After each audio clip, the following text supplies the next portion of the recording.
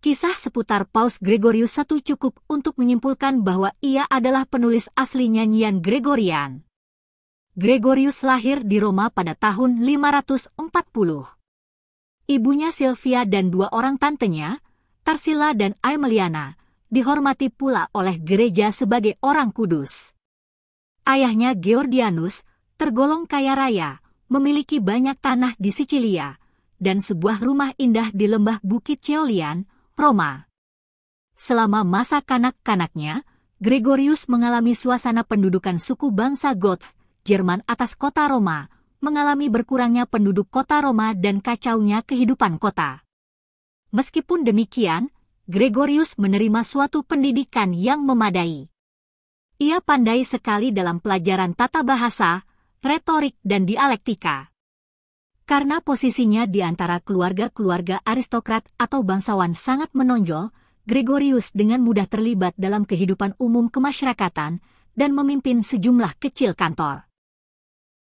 Pada usia 33 tahun ia menjadi prefek kota Roma, suatu kedudukan tinggi dan terhormat dalam dunia politik Roma saat itu.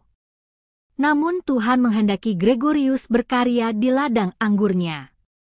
Gregorius meletakkan jabatan politiknya dan mengumumkan niatnya untuk menjalani kehidupan membiara. Ia menjual sebagian besar kekayaannya dan uang yang diperolehnya dimanfaatkan untuk mendirikan biara-biara. Ada 6 biara yang didirikan di Sicilia dan 1 di Roma. Di dalam biara-biara itu, ia menjalani kehidupannya sebagai seorang rahib. Namun ia tidak saja hidup di dalam biara untuk berdoa dan bersemadi, ia juga giat di luar, membantu orang-orang miskin dan tertindas, menjadi diakon di Roma, menjadi duta besar di istana Konstantinopel.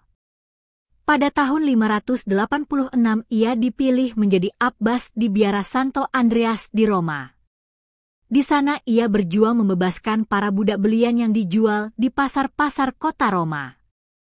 Pada tahun 590, dia diangkat menjadi paus.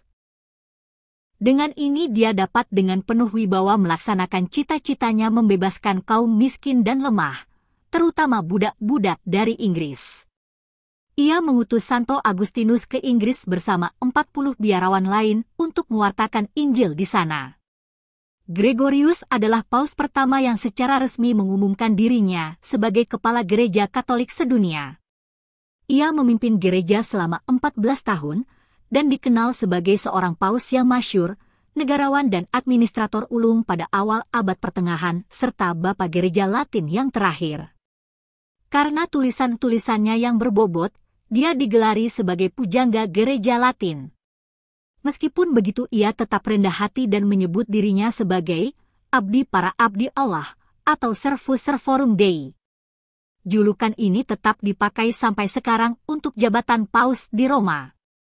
Setelah memimpin gereja Kristus selama 14 tahun, Gregorius meninggal dunia pada tahun 604. Pestanya dirayakan juga pada tanggal 12 Maret.